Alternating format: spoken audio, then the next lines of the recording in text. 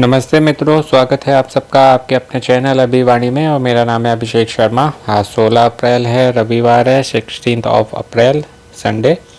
और आप जानते हैं कि हर सप्ताह जो है, हर हफ्ते हम भास्कर फैमिली क्विज खेलते हैं, जो कि दैनिक भास्कर वालों का है। और इसको खेल के 10 जने चुने जाते हैं लकी विनर, जिनको 2100 रुपये का अमेज़ॉन गिफ्ट वाउचर मिलता है। और केवल 5 क्वेश्चन होते हैं जिनके आपको आंसर देने होते हैं। तो 5 क्वेश्चन के आंसर मैं आपको बताऊंगा और देखते हैं आज के सही होते हैं या नहीं। और इसको जो है आप दिन में जब आप सो के उठेंगे आज रविवार को, तो 7 बजे से और 12 बजे के बीच में, यानी कि 12 बजने में दोपहर के 1 मिनट कम, यानी कि 11:59 तक आप 5 घंटे तक ये क्विज लाइव रहेगा। इस बीच में आप कभी भी आंसर दे सकते हैं। और जब भी वीडियो देखें, जितनी जल्दी आंसर हो सके दे दें, क्योंकि जो पहले से खेलते हैं उनको तो मालूम है इस क्विज के बारे में। ये मैं उनको बता रहा हूँ जो चैनल पर नए आए हैं। और केवल 5 घंटे कोई लाइव रहेगा, तो जब भी आप वीडियो देखें जल्दी से खेल के और ख़ुद को लकी ड्रॉ में एंटर कर लें, जिससे आप इन 10 विनर्स में से एक बन पाएँ। तो क्विज को स्टार्ट करते हैं। यहाँ पर आपको सबसे पहले अपना मोबाइल नंबर डालना है, फिर उसके बाद आपको अपना नाम डालना है, जेंडर मेल हैं फीमेल जो भी हैं, उम्र में आपकी उम्र इनमें से किस कैटेगरी में आती है, राज्य आप किस राज्य से हैं,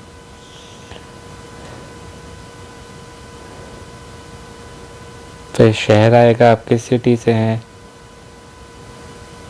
तो इस तरीके से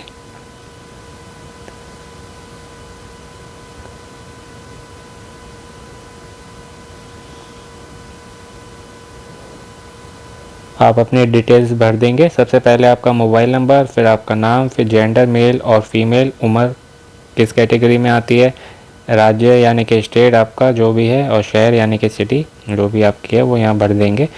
अभी ये मैंने नेट बंद कर रखा है इसलिए नहीं आ रहा। मैं एक बार पूरा टैली करता हूँ खेलने के बाद कि कुछ गलत तो नहीं हो गया। उसके बाद एक बार मतलब मैं पूरा चेक करूँगा, तब जो है वो मैं नेट खोल के करूँगा। तो पहला क्वेश्चन है आज का, एशियाई खेलों में स्वर्ण पदक जीतने वाली पहली भारतीय महिला कौन थी। ऑप्शंस हैं आपके, ए सपना बर्मन जी, बी सोमा विश्वास जी, सी कमलजीत संधू जी, या डी मंजू बालाजी। तो ये थी दोस्तों कमलजीत संधू, ऑप्शन सी। और जिनको केवल आंसर चाहिए, पहले तो ये बता देता हूँ कि जो लोग ये क्विज खेल रहे हैं वो कैसे खेल सकते हैं। तो इस वीडियो के ही कमेंट बॉक्स में, जहाँ पर आप लोग अपने कमेंट लिखते हैं, तो वहाँ कमेंट बॉक्स में मैं इसका लिंक पिन कर दूंगा। तो आप जैसे लिंक पे क्लिक करेंगे, रीडायरेक्ट होके यहाँ वेबसाइट पे आ जाएंगे और आपको इसी तरीके का होम पेज दिखेगा और आप खेल सकते हैं इसको। तो जो है इसका ऑप्शन सी है। और जिनको केवल आंसर चाहिए वो स्किप करके देख सकते हैं, और जिनको अपना ज्ञान बढ़ाना है वो पूरा वीडियो देखें सुने, तो उनकी नॉलेज बढ़ेगी। अगर आप केबीसी या केएससी में जाने की तैयारी कर रहे हैं या किसी भी कॉम्पिटिटिव एग्ज़ाम की, तो आप पूरा सुने। और आपको केवल विनर बनना है और केवल आंसर चाहिए, तो आप स्किप करके देख सकते हैं। कमलजीत संधू जी का जन्म जो है वो 20 अगस्त 1948, 20 अगस्त 1948 को हुआ था। ये एक भारतीय एथलीट हैं। इन्होंने 1970 में बैंकॉक देश में एशियाई खेलों में 400 मीटर दौड़ में स्वर्ण पदक जीता था। ये जो बात हो रही है ना, पहला स्वर्ण पदक, तो इन्होंने बैंकॉक में जीता था 1970 में एशियाई खेलों में 400 मीटर दौड़ में। ये दूरी जो है इन्होंने 400 मीटर की 57.3 57.3 सेकंड में तय की थी। और ये जो है पर्सनल पदक जीतने वाली, गोल्ड मेडल जीतने वाली, यानी कि एशियाई खेलों में व्यक्तिगत स्वर्ण पदक जीतने वाली पहली भारतीय महिला एथलीट भी हैं। तो आपको एक ही आंसर से एक क्वेश्चन में कई आंसर मैं दूंगा, जिससे आपकी जीके और इम्प्रूव हो।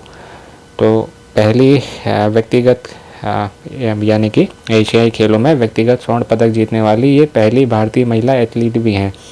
और ये जो है ये पंजाब से हैं। और 1971 में इन्हें पद्मश्री का पुरस्कार भी मिल चुका है। इसके साथ ही 1971 में ही ये 400 मीटर दौड़ में ट्यूरिन, जो कि इटली में है, वहाँ पर विश्वविद्यालय खेलों में फाइनलिस्ट जो होते हैं उनमें से एक थी।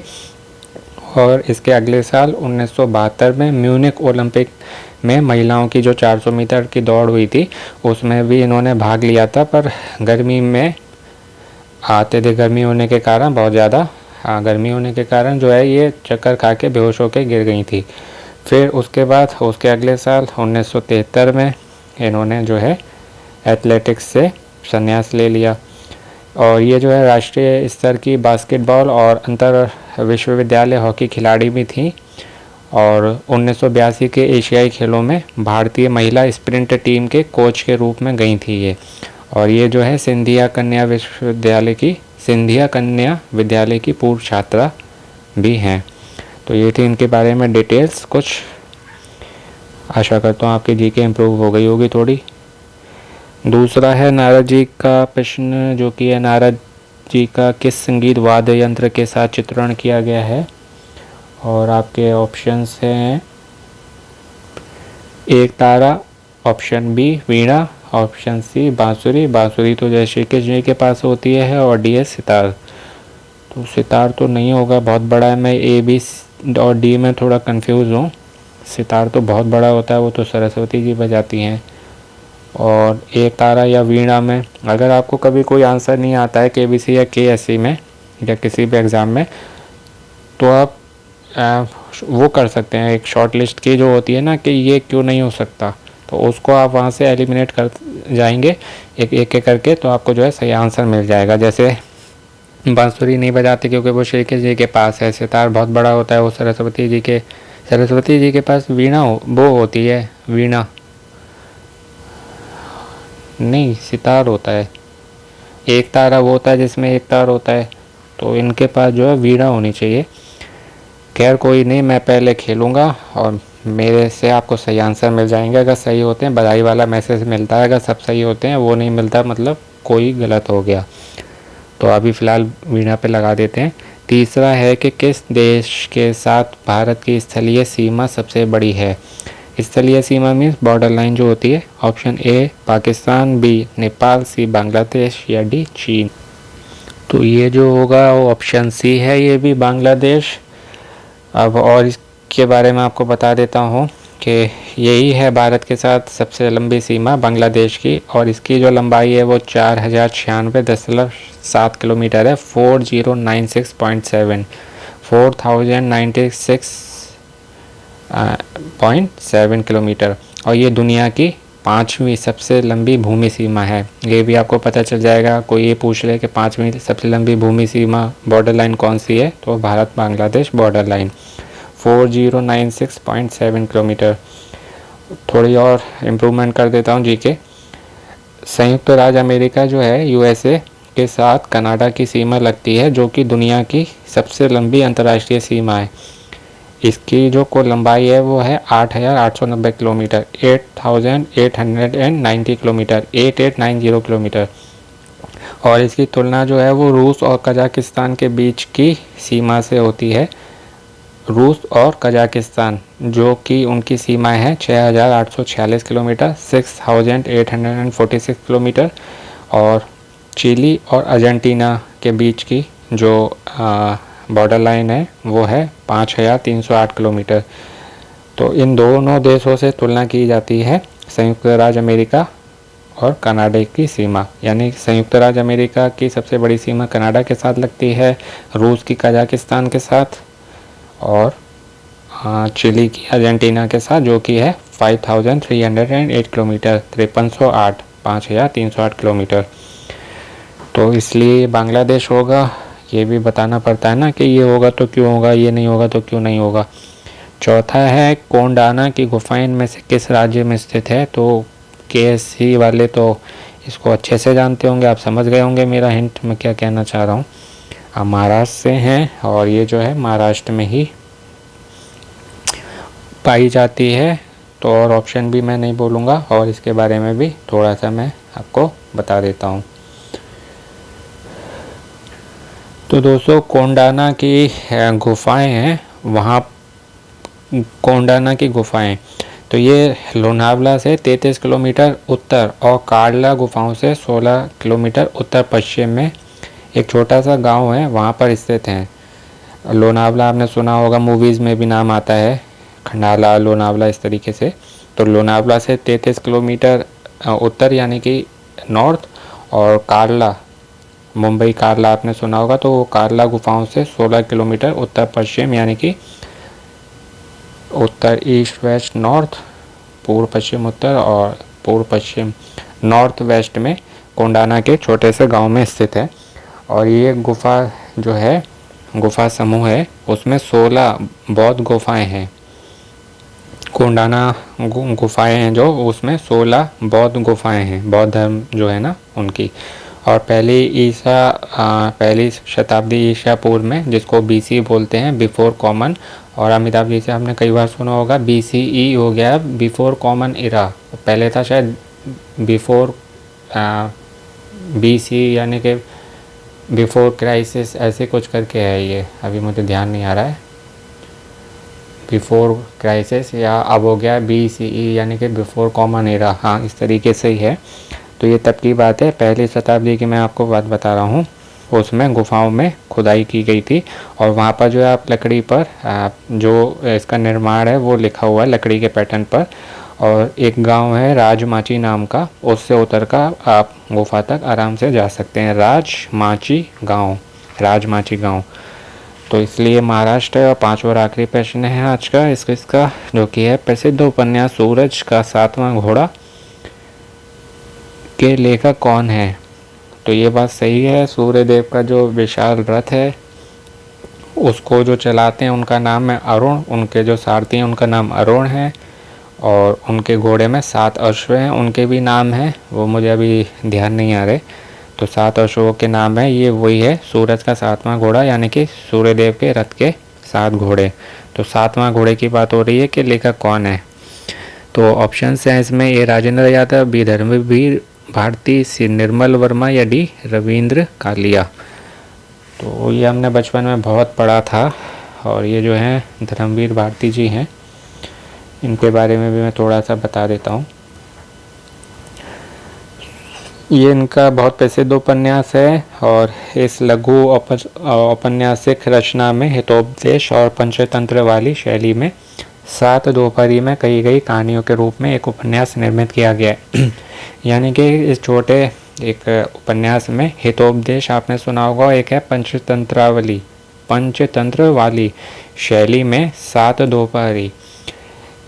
ये पता नहीं आपको मालूम है या नहीं मालूम है, व्यक्ति की जब मृत्यु हो जाती है तो जो ऊपर जाता है, तो यहाँ पर व्यक्ति को जो बहुत गर्मी लगती है और वो कूलर चलाता है, AC चलाता है, पंखा चलाता है, जो भी उसके पास होता है, और गर्मी में डायरेक्ट सूर्यदेव की रोशनी में, प्रकाश में, ऊष्मा में जाने से बचता है, गर्मी लगती है। जबकि डॉक्टर कहते हैं 1 से 2 घंटे की धूप लेनी चाहिए, और गर्मी में भी, ठंडों में तो इंसान लेते ही, गर्मी में भी कम से कम आधे घंटे की डायरेक्ट धूप लेनी चाहिए उनकी बैठ के, और जिससे कि हमारे जोड़ों को विटामिन D मिले, क्योंकि बहुत से लोगों में विटामिन D की कमी होती है, और विटामिन D की कमी से बहुत गंभीर बीमारियां भी होती हैं, जिसमें बोन कैंसर, स्किन कैंसर तक होता है। तो ये अंग्रेज़ों ने कह रखा है कि UV रेस से स्किन कैंसर हो जाता है, ये नहीं, अगर आप धूप नहीं लेते हैं तो ये होता है। थोड़ी देर धूप लेने से कोई परेशानी नहीं, आधे 1 घंटे की धूप आपको गर्मी में भी लेनी चाहिए, जिससे आपको जोड़ों को, पूरे शरीर को विटामिन D मिले, आपकी स्किन अच्छी रहे। उसके लिए विटामिन D बहुत ज़रूरी है, वरना डॉक्टर अंग्रेज़ी दवाई लिखते हैं, उससे बहुत सारे और हानि भी होती है, नुकसान होते हैं, साइड इफ़ेक्ट होते हैं। तो कहते हैं कि जाने के बाद ऊपर जो है व्यक्ति की आत्मा की जो यात्रा होती है बहुत कठिन होती है। मनुष्य जीवन तो बहुत सरल है, व्यक्ति वैसे ही दुखी होता है। तो ऊपर जो है 7 सूर्य का प्रकाश पड़ता है उस आत्मा पर, जब वो उसकी यात्रा होती है ना, तन पे कोई वस्त्र नहीं होता। और हिमालय, हमको अपने शहर में जब ठंड आती है तो बहुत ठंड लगती है, तो हम बड़े से बड़े गर्म कपड़े पहन लेते हैं ज़्यादा से ज़्यादा। वहाँ पर ठंड में भी कोई कपड़ा नहीं है, और जैसे यहाँ पर हिमालय पे शीतलता होती है सबसे ऊपर पहाड़ पे, तो वो उससे भी कई गुना अधिक ठंड लगती है वहाँ। और वहाँ सोचिए कोई वस्त्र नहीं होता है, क्योंकि आत्मा तो कुछ पहन ही नहीं सकती, वो तो शरीर पहनता है ना वस्त्र। तो 7 सूर्य की गर्मी पड़ती है व्यक्ति को उसके कर्मों का फल देने के लिए। और हिमालय से भी कई अधिक शीतल, जो हड्डियों में जैसे ऐसा लगता है कि सुई चुभ रही है जब ठंड में लगता है ना, तो उससे भी कहीं ज़्यादा ठंडी हवाएं शीतलता होती है, तो बहुत कष्ट होता है। इसलिए कहते हैं व्यक्ति को अपने कर्म अच्छे रखने चाहिए।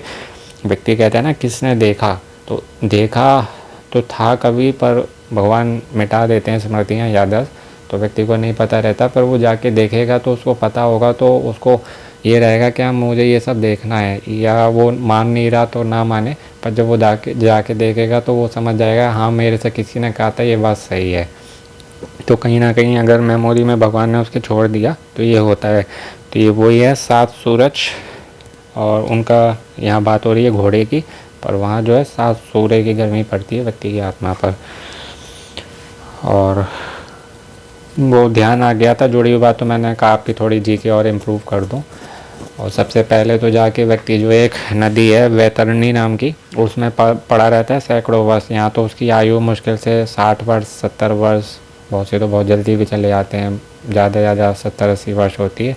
वहाँ पर सैकड़ों वर्ष तो वो वैतरणी नाम की एक नदी है, वहाँ पड़ा रहता है। वहाँ बहुत गंदा खून, मवाद, पस और जो भी बुरी बुरी आप चीज़ें समझ लो, वहाँ सैकड़ों वर्ष पड़ा रहता है पाप कर्म भुगतने के लिए। उसके बाद वहाँ से निकल के फिर उसकी वो आत्मा की यात्रा शुरू होती है 7 सूर्य वाली, जो मैंने कहा ना, पहाड़ की ठंडक शीतलता वाली, वो तो बहुत कष्ट होते हैं। और कोई विश्राम नहीं, कुछ नहीं, रुके तो वहाँ पर ऐसे ऐसे जीव जंतु होते हैं जो आपकी आत्मा को बहुत बुरी तरह काटते हैं।